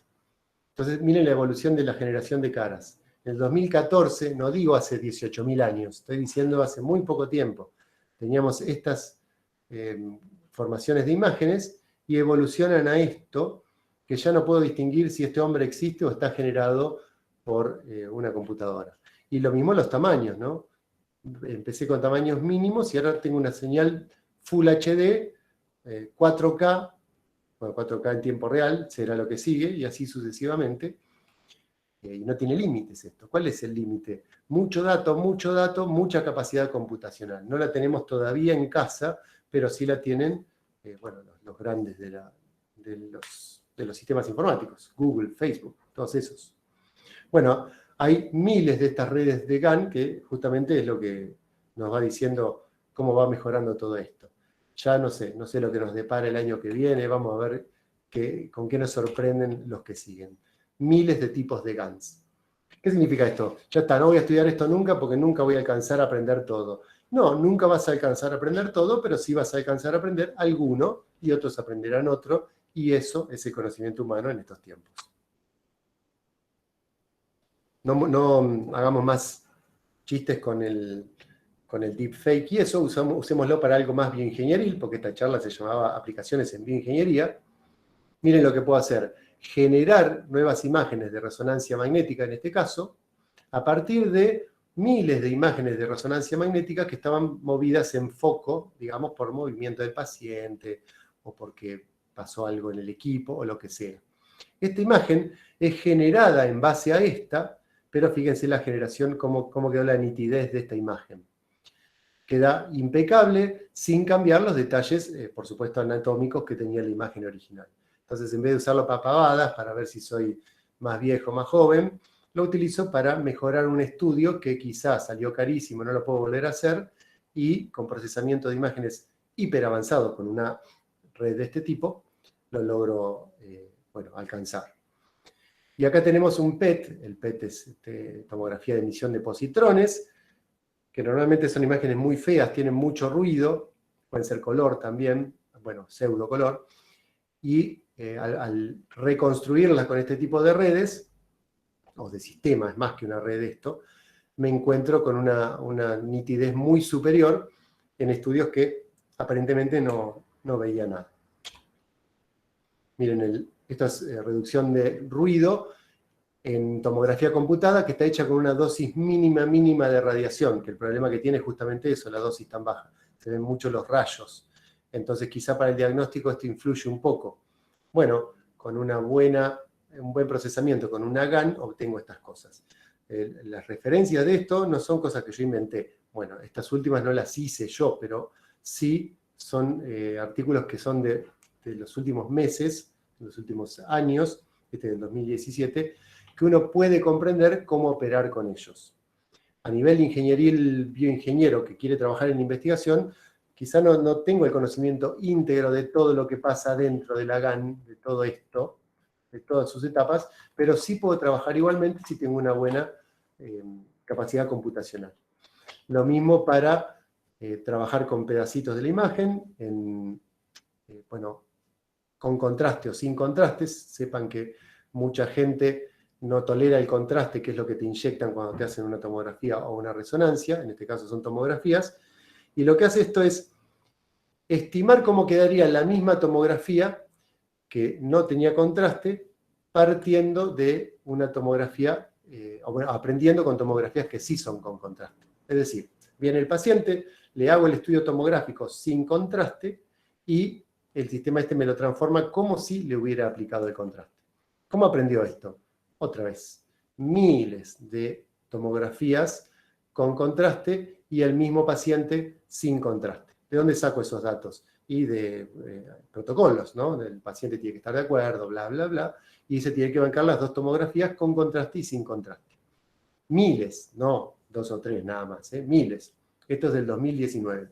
Y bueno, la evolución de esto es casi infinita, ¿no? Así como puedo transformar con las GANs paisajes de día en paisaje de noche, hombre en mujer, joven en viejo, puedo inventar nuevas modalidades. Es decir, por ejemplo, en un resonador, la imagen T1 la transformo en imagen T2. El que no tiene el concepto, bueno, no es el momento de aprenderlo ahora, pero bueno, transformo una modalidad que es la imagen tipo T1 en la imagen tipo T2. O peor, un estudio de PET me sugiere cómo hubiera quedado si hubiera hecho una tomografía computada de ese estudio de PET. Nada que ver una cosa con otra. ¿Cómo pude hacer eso? Otra vez, pacientes y pacientes, que se les hace el PET y se les hace la tomografía, el sistema GAN aprende y después genera para nuevos PETs transformarlos en tomografías. Estas son todas aplicaciones muy actuales porque requieren una capacidad computacional terrible. Bueno, y las GAN se utilizan también para segmentar, como vimos, como les mostré recién, algunas convolucionales. Segmentar un pedacito, siempre enseñándoles qué es lo que quiero segmentar. Bueno, este artículo es del 2019, revista Nature, o sea, mejor imposible. Y a pesar de que estamos en el último nivel, en el último momento y con la última tecnología, con estos conceptos somos capaces de ver qué pasó, qué hicieron y sobre todo cómo lo validaron. ¿Qué hacemos con todo esto? Ya está, no les muestro más nada, ya me estoy repasando el tiempo, ¿no? Priscila, díganme si tengo que cortar sí o sí. No, puedes terminar, puedes ir redondeando. Vamos redondeando. Vamos a ver algunas conclusiones que nos tienen que servir. Pero las conclusiones que uno ya, cuando llega a la conclusión, le dice, ay Dios, que termine esto porque es insoportable. Bueno, estas nos tienen que servir para algo. Acá hice un FODA de la inteligencia artificial de hoy en día. La fortaleza es que tenemos muchísimo, que lo tenemos mucho disponible y que tenemos para implementar esto en Python, MATLAB, Java y andás a ver la cantidad de otros lenguajes que hay de todo. Librerías para todos. ¿Qué oportunidades tenemos? Contribuir, bueno, nuestra disciplina acá es la bioingeniería. Contribuir desde cosas que quizá existían de antes que no andaban. Bueno, las retomamos. Esto no me andaba, esto de las ultrasonido no andaba. Pero bueno, ahora con estas nuevas oportunidades que tengo con estos nuevos algoritmos, quizá el sistema funciona o empieza a andar. Esas son las oportunidades que tenemos ahora. Acá tendría que andar también la capacidad computacional, ¿no? Pero bueno, esto en la mayoría de los casos, más que una oportunidad, es una debilidad. Nos falta hardware a veces. No tenemos hardware suficiente o no entendemos la matemática porque nos quedamos sin matemática. No la entiendo, no sé qué me está diciendo. me hace un producto en matricial raro que no lo aprendí. Y bueno, la vida es estudiar. Si yo quiero trabajar en esto, quizás tengo que meterme un poco más en álgebra lineal de lo que vi en la facultad, ni hablar en la escuela, ¿no? Y bueno, y la debilidad es esta, no nos alcanza el tiempo para estudiar tanto. ¿Vieron lo que pasó en esta charla? Tuve que avanzar así rapidísimo porque es infinito. Yo les intento mostrar 20 años de estudio mío y de mis compañeros y de otra gente que publicó cosas. Y es imposible. Entonces, a veces llega un momento que te abruma esto, pero esto nos vamos acostumbrando cada vez más. Entonces tenemos que detallar un poco a dónde queremos ir y para lograr zafar de esa debilidad.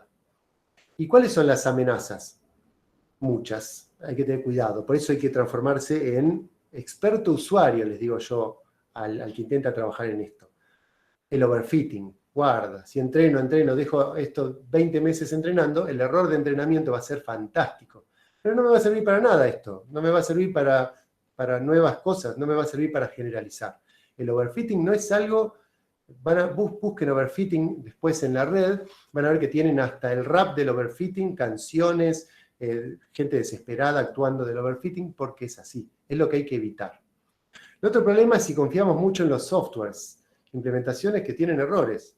Y bueno, hay que saber un poco lo que estamos trabajando para saber qué grado de confianza estamos teniendo, incluso en las librerías. Yo me bajo gratis una librería de Deep Learning para Python, y qué sé yo si está bien todo. Tengo que intentar desconfiar de eso también. Hay cosas indiscutibles casi. TensorFlow es la librería más grande para trabajar con Deep Learning y Machine Learning que la crearon los investigadores de Google. Está creada por los científicos más altos del mundo, programada en Python y con años, no muchos, pero bastante años ya de vida en el ambiente. Y bueno, vamos a confiar bastante en las implementaciones de esas. Pero no ciegamente, nunca ciegamente. Para eso hay que saber uno, ¿no? Para no confiar ciegamente, para que no te engañen, digamos. Y el otro problema es trabajar con datos que no son confiables. Si, por ejemplo, yo estoy trabajando con esas imágenes de pulmón y que no sé quién las etiquetó, me dijeron que esto es COVID y qué sé yo de dónde vienen esas imágenes. Ese es un problema, porque todos estos modelos son geniales porque trabajan basados en datos, pero tienen que ser datos confiables. Y por eso es que a veces tenemos poquitos. Entonces tenemos que saber con qué trabajar. Yo voy al instituto con el que trabajo acá, Instituto Radiológico de Mar del Plata, y conseguimos trabajando juntos, no sé, 600 imágenes de cada clase, y estoy re contento. Voy a ver el sistema que voy a utilizar y me dice, para esto necesitas 150.000 imágenes. Y bueno, evidentemente no voy a usar ese, voy a usar otro. Bueno, eso es lo que hay que manejar bien. ¿Y qué hacemos si nos gustan mucho estos temas? Dado que somos 126 y vamos una hora y casi media hablando de esto, entiendo que a muchos les interesan estos temas. ¿Qué hacemos? Bueno, obviamente estudiar, ¿no? Hay que estudiar, hay que aprender herramientas. No vamos a aprender todas. Entonces, nos imaginamos como que lo que vamos aprendiendo es una caja de herramientas, pero no las ponemos así a las herramientas todas saliendo para todos lados, todo desordenado. Tengo que tener por lo menos ese esquema que les comenté al comienzo. ¿Para qué me sirve cada modelo? Los modelos de clustering en un cajoncito, los modelos de regresión en otro cajoncito, los modelos de clasificación en otro cajoncito, y dejo la parte importante también para aprender la estadística, para aprender desviaciones estándar, no sé, muestreo y otras cositas que voy a necesitar al utilizar estos métodos. Entonces voy aprendiendo, no voy a aprender todo, pero voy a aprender una parte, y esto me va a permitir utilizar estas herramientas siempre y cuando, y esto es ya imposible de eludir, disponga de datos confiables. O sea que necesito las dos cosas. Cuando se me ocurre una idea con esto, lo que tengo que hacer es estudiar herramientas y asegurarme que dispongo de los datos para trabajar con eso. ¿Cuántas herramientas voy a aprender? Y las que te dé la vida. 10, 20, 500, no sé, una. Y bueno, con hacerse experto en una de ellas, quizá es suficiente para trabajar en equipo. Bueno, no sé si vieron The Social Dilemma, que está ahora de remoda en Netflix. Me quedo con esta frase porque justo la terminé de ver ayer, que trata un montón de estas cosas de inteligencia artificial, en este caso bastante usada negativamente. Yo les mostré todas aplicaciones bien positivas que hacen a la aplicación en bioingeniería, ¿no? O sea, para mejorar la calidad de vida, en definitiva. Dice, para utilizar, y que esto sirve para algo, en este caso hablaba de no cosas tan buenas, you have to have great predictions. hay que predecir. Al predecir ya viene asociada el terrible problema del overfitting. Predecir sabiendo que estamos prediciendo. You need a lot of data. Eso es inevitable. Todos los métodos de inteligencia artificial, esos que nos dejan con los ojos abiertos, necesitan muchísimos datos. Cuanto más difícil lo que queremos hacer, más datos. Y esto está excelente para terminar esto. Any sufficiently advanced technology is indistinguishable from magic. Cualquier tecnología avanzada suficientemente no se puede distinguir de la magia. Si esto se lo mostramos a una persona que vivió en los 50, una red neuronal solita que estima una magnitud ya parece mágico. Un sistema computacional que te dice si es patológico o no patológico ya parece mágico. Pero esto no es magic learning, esto es machine learning. Y para nosotros, usuarios o potenciales usuarios de todo esto, tenemos que saber que atrás de todo esto no hay inteligencia y no hay magia. Hay ecuaciones, numeritos que somos capaces de entender estudiando. Bueno, muchas gracias. Los chicos de San Juan hoy me mandaron ese paquetito que está ahí, que es comestible. Se los agradezco muchísimo. No hacía falta, porque para mí compartir todo esto es fantástico. Como ven, queda muchísimo para hablar. Podemos hablar hasta las 10 de la noche, como le amenazaba primero a los chicos. Así que ahora, bueno, vamos a focalizar esto para que ustedes tengan un poco la palabra. Veo que hay muchas cositas acá que quedan para que yo intente responder. Por supuesto, yo no sé todo. Yo sé lo que les comenté, un poco más. Puedo darle mi visión polarizada de algún tema, pero no mucho más de eso. Así que, a partir de ahora, chicos de San Juan, quedo a su disponibilidad para charlar en el sentido. Bueno, muchas gracias. Impecable la charla. Yo quiero más profesores como vos en la universidad. No, realmente me encantó. Y bueno, si querés te leo las preguntas que los chicos fueron haciendo. Acá Emil se pregunta, ¿qué software de fácil acceso para estudiantes hay disponibles para incursionar en crear redes neuronales? ¿Y cuál le recomendarías para empezar? Qué preguntilla. Ya empezamos mal. Normalmente hubiera dicho, usen MATLAB, porque por ahí lo usaron en otros sistemas, en otras asignaturas, qué sé yo, MATLAB. Lo que pasa con el MATLAB es que es pago, ¿no? Y que si no, uno lo tiene que conseguir y, bueno, ya saben cómo es esto. La versión estudiantil o la versión en CD, que no sé de dónde sale. Por suerte, en los últimos años, y cuando digo en los últimos años, es en los últimos años, vamos a dejar de necesitar a la gente de MathWorks, a los de MATLAB.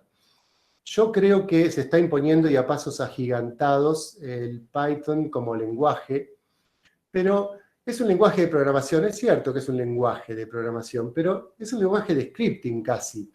O sea que no necesito saber exactamente para trabajar a nivel bit o a nivel byte. Con las terribles librerías que hay de Python, creo que nos podemos animar a trabajar en estos temas, aprendiendo la base del Python, bajando las librerías, empezando por las más sencillas a las menos sencillas. Por ejemplo, una secuencia que a mí me resultó, y esto es personal y discutible totalmente. Me bajo un entorno para trabajar con las cosas ordenaditas, como puede ser el Anaconda, que viene ya con su versión de Python y todo. Si utilizaron alguna vez MATLAB, podrían utilizar Spider, que es un entorno de programación que está recontra imitado de MATLAB y la verdad que lo hace bastante fácil de utilizar. Y si se animan, se bajan una librería específica para trabajar en redes neuronales y machine learning en general, que se llama Scikit, S-C-I-K-I-T, Scikit-learn. Entonces, con el Anaconda más Python más la librería Scikit-learn tendría para trabajar, como para empezar a ver. ¿Y qué hago? ¿Y qué código pongo? Y busco. Estamos en la era de robar el código. Y acá vale copiarse, no como en los exámenes de antes. Vale copiarse. Me robo un pedazo de código, lo intento entender y lamentablemente no hay otra manera de aprender, porque esto es infinito. Si me pongo a estudiar primero Python, después cómo funciona el microprocesador para procesar, después las redes neuronales y qué sé yo, esto no termina más. Entonces hay un equilibrio entre el tema, la teoría del tema y la práctica, y es iterativo, uno y el otro. Ese podría ser una de las soluciones. Y después, sino hay softwares más enlatados, que son algunos gratuitos, por ejemplo, que traiga redes neuronales ya enlatado, no se me ocurre ahora alguno que no sea pago. Pero sí, el Orange, por ejemplo, Orange como naranja, es un sistema de minería de datos que ahí tiene los métodos de procesamiento hechos como esquemas. Pero me parece a mí que para trabajar a un nivel profundo se va a necesitar un lenguaje de scripting. No digo de programación para no asustar a nadie. Digo un lenguaje que permita tener muchas librerías y trabajar con los distintos temas. Obviamente tengo que bajarme la librería de redes neuronales, después las redes preentrenadas. Es un proceso largo que tendríamos que empezar de a poquitito. Hay muchos buenos cursos y hay muchos buenos libros que después les puedo ir dando algunos consejos. Muy bien, acá hay otra pregunta de Fernando. Dice, al momento de elegir las características para entrenar a la red, ¿cómo se eligen y cuántas? ¿Tener muchas características pueden empeorar el resultado o es a prueba y error hasta que considero que obtengo un buen resultado? Gran pregunta, ¿no? Uno cuando tiene el dato no estructurado, como puede ser, por ejemplo, la señal esta que decíamos, saca un montón de características. Yo recién le mostré la que sacaba de la imagen como 180 descriptores o features. Y la verdad es que no sirven todos, está muy bien la pregunta. Algunos no solo no sirven, sino que ensucian la regresión o la clasificación. Entonces, ¿cómo hago para eso? Y a estudiar de nuevo. Nos vamos a tener que ir a estudiar métodos de selección de features o selección de características. Damos otra charla o hacemos un curso de selección de características. Para esto me asisto, o sea, ¿cuál sería más o menos el esquema? Quiero minimizar el error del sistema, por ejemplo, de clasificación. Quiero que clasifique lo mejor posible. Y pruebo con 2 features, 3 features, 4 features, las cambio de lugar, 17 features, 1000, 50, 40. Y toda esa prueba y error la voy supervisando con un sistema también inteligente. Por ejemplo, no llegué a comentarlo, un algoritmo genético que me permita determinar qué combinación de features tiene el menor error posible. Entonces, me meto en otra disciplina. Ya aprendí todo de redes neuronales, ya aprendí todo del entrenamiento y qué sé yo, y de la generalización. Ahora me tengo que meter en la selección de features. Comento, ya que me dio pie, que hay sistemas que te dejan con los ojos recontraabiertos, que se llaman Auto Machine Learning. Auto Machine Learning. Le metemos los datos, y ahora sí que miles de datos, y el sistema determina cuántas features, cuáles features, y adentro del modelo dice cuántas neuronas pongo, qué cantidad de capas, todo solito, solito, solito. Creo que hoy es medio un sueño eso, pero en 2 años más no va a ser tanto sueño. Busquen si quieren Auto Machine Learning, van a ver que está andando muy bien eso. Muy bien, acá tenemos otra pregunta que dice, ¿podrías comentar métodos para incrementar la base de datos puntualmente para el caso de series temporales de EEG? No puedo comentar, porque sería otra disciplina. Esto es, cuando uno tiene pocos datos, creo que esto apunta a la pregunta, tiene que aumentar los datos. ¿Y de dónde voy a aumentar los datos si no tengo más? Si es lo que tengo. Si tengo 100 imágenes, tengo 100 imágenes. Tengo 50 electroencefalogramas, dijeron, Priscila, o electrocardiograma. Electroencefalograma. Encefalograma. Tengo 50 pacientes con todas sus derivaciones electroencefalográficas y tengo eso, no tengo más que eso.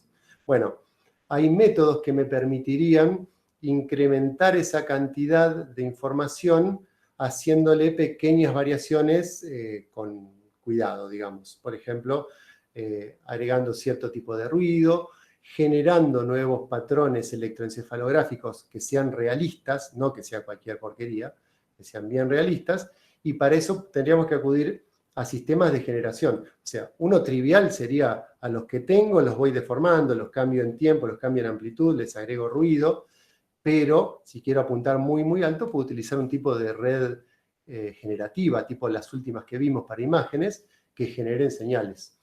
Pero la verdad es que es una disciplina en sí misma. Creo que eso apuntaba a la pregunta, y si no, repregunten, no hay ningún problema. Bien, acá tenemos otra pregunta que dice, ¿Cómo lidian con la capacidad de procesamiento al tener que usar más datos para mejorar nuestras predicciones? ¿Qué hacemos cuando tenemos pocos datos? Es la pregunta, supongo, ¿no? Con la capacidad, no, con la capacidad de procesamiento. Bueno, están las dos cosas, ¿no? Si tenemos muchos datos nos ponemos re contentos porque tenemos muchos datos y cuando los vamos a usar no nos alcanza ni la memoria, ni el procesador, ni nada. Bueno, con respecto a la capacidad de procesamiento, se tiene lo que se tiene. Hay que acudir, por ejemplo, a Google Cloud o Amazon, Google Colab, digo, o Amazon Cloud, no me acuerdo cómo se llaman, empresas que nos permiten utilizar sus terribles procesadores en la nube con cierta capacidad de procesamiento limitada, gratuita, y si no pagando. Y lamentablemente hay que meterse en ese ámbito, si vamos a hacer algo computacionalmente ya que excede cualquiera de estas posibilidades. La otra es el transfer learning, siempre es la solución a cuando somos pobres de hardware, y acá decimos pobre a incluso sistemas muy, muy grandes, ¿no? Qué sé yo, una i7 con 64, de última generación, con 64 GB de RAM y un disco rígido de 4 terabytes, quizás es poco para esto, ¿no? Entonces tenemos que acudir a placas de video y comprarlas o ganártelas como hicieron mis amigos del procesamiento de imágenes cuando NVIDIA quiere regalarlas, por ejemplo. Esas son refurbished, están rearregladas y qué sé yo. Pero la verdad que no hay otra alternativa que o disponer del hardware o ser vivo y utilizar Transfer Learning bien utilizado. Y cuando tenemos pocos datos, lo que hay que hacer es aumentar la cantidad de datos con estos métodos de aumentación. Y si tenemos demasiados datos, creatividad argentina. Subdividimos, hacemos submodelos, integramos los submodelos y ahí entramos en otra disciplina que sería el ensamble de modelos. Model ensemble se escribe. Y bueno, cada uno lo entrenó con una menor cantidad de datos porque no doy abasto con la capacidad computacional completa. Como todo, hay que tener creatividad para esto. Bien, acá tenemos otra pregunta, la última que tenemos, dice, ¿han usado para procesos productivos, es decir, con la medición de una variable, ver que el resultado puede tener el lote? No entiendo la pregunta. ¿Cómo dice? Para procesos Dice, productivos. productivos, sí, ver cuál será el resultado del lote, supongo que quiso decir la Jessica, que no sé si está ahí. Sí, me tendría que repreguntar porque no sé qué me quiere preguntar. No hay drama. Acá Guada, una compañera mía, pregunta, ¿algún libro que nos recomiendes para ir adquiriendo conceptos básicos? Sí, pero no me acuerdo en este momento. La verdad que no sé si estuvieron al tanto de que durante la cuarentena Springer liberó un montón de libros, una cantidad terrible de libros, y ahí había muchísimos de Machine Learning en particular y de Deep Learning en general, y la verdad que había buenísimos. Hay un libro, acá lo mejor sería ir combinando un poquitito de la capacidad que tenemos de aprender la teoría, pero no basarse solo en eso porque si no es infinito y cada vez se complica más y se hace más abstracto y no vamos viendo para qué nos puede servir o cómo usarlo computacionalmente. Entonces habría que buscar libros que más bien sean de implementaciones, ¿no? Hay un libro que ahora lo estoy intentando buscar acá, de un francés que no me acuerdo cómo se llama. Bueno, hay uno que se llama Dive into Deep Learning, que es gratuito. Dive into Deep Learning, y este empieza bastante de arriba. El autor principal es Zhang, lo voy a poner en el chat. Dive into Deep Learning. Dale, mejor. Está, Dive into Deep Learning, y los autores son estos. Ese me gustó bastante. Y después hay un libro de un francés, tengo ahí en línea a Diego, que trabaja conmigo, si se acuerdan el autor, ayúdenme, porque no me acuerdo el apellido, que es Machine Learning y Python, están unidas las dos cosas. Entonces te van explicando las dos cosas al mismo tiempo, la teoría del Deep Learning, pero te la hacen ir implementando. Y no le tengan miedo, con buen criterio, a ver sitios que se encargan de esas cosas. Por ejemplo, medium.com, Medium, que es gratis un ratito y después si se te acaban las lecturas, uno entra en modo incógnito y sigue leyendo o paga $5 por mes. Y los artículos que están ahí no son científicos, están escritos por chicos como ustedes, por investigadores, pero lo hacen de una manera muy didáctica y muchos tienen directamente la práctica ya incorporada ahí. Fíjense en el chat que acá Rodrigo, que es un súper trabajador del Machine Learning, opina que este libro, que se llama Hands-on Machine Learning with Scikit-learn, Keras and TensorFlow, está bueno. Yo ese no lo conozco, pero confío ciegamente en el interlocutor, en Rodrigo. Si ese sirve como para aprender, tienen incorporado Scikit-learn, que es una librería bastante sencilla, humana, para ir aprendiendo. Siempre en Python, ¿eh? Keras es la parte más usable o como si fuera una interfaz a TensorFlow, que es muy complicado. Entonces, si aprendemos un poco de Scikit-learn y un poco de Keras en Python, y a su vez vamos viendo las teorías de lo que vamos implementando, ahí es donde el aprendizaje se hace efectivo.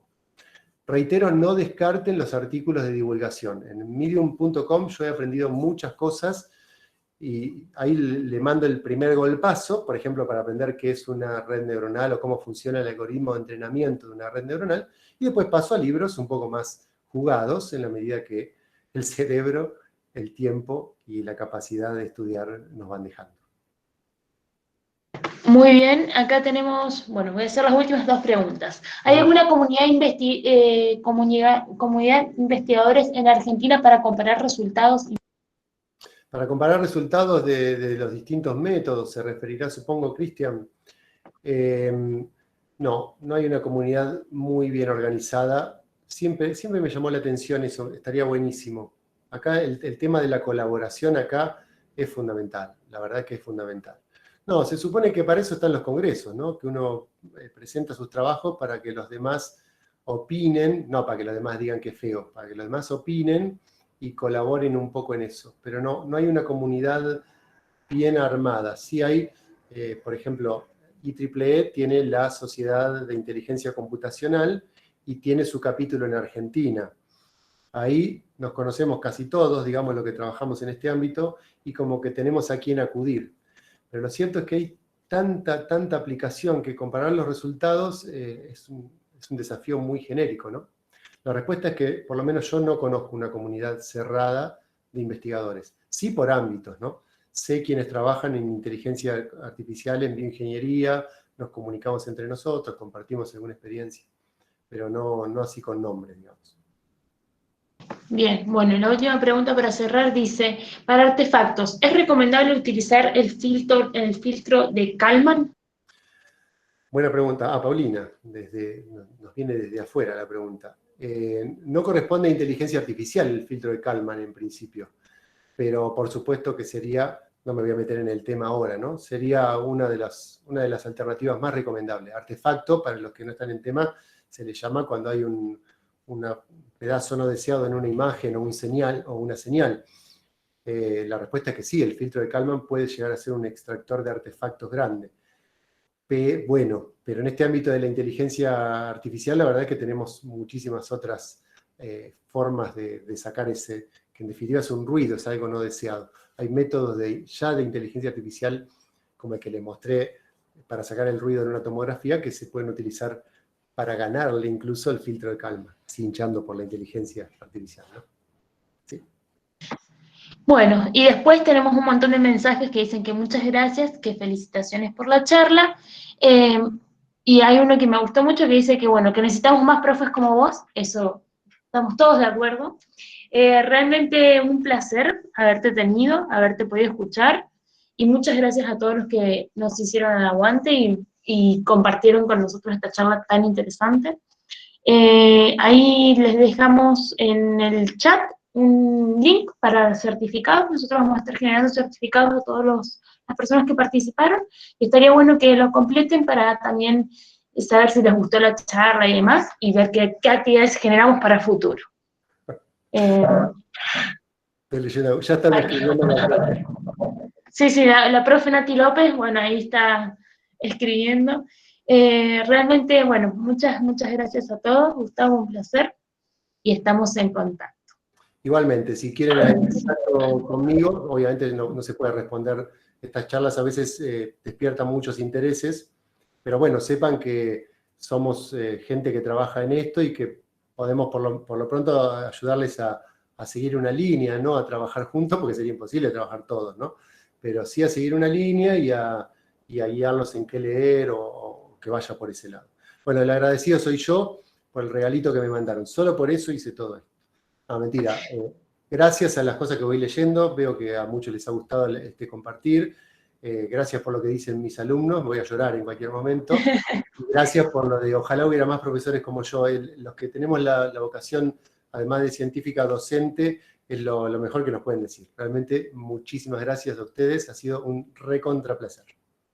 Bueno, el placer es nuestro. Superamos las expectativas de cantidad de inscriptos, así que lo importante es que llegamos a todo el país y también hubieron chicos te comento, de Colombia y de Ecuador que participaron, así que bueno, superamos y rompimos barreras. Genial, me alegro muchísimo. Bueno, muchas gracias nuevamente. Hasta la Nos próxima. vemos. Chao.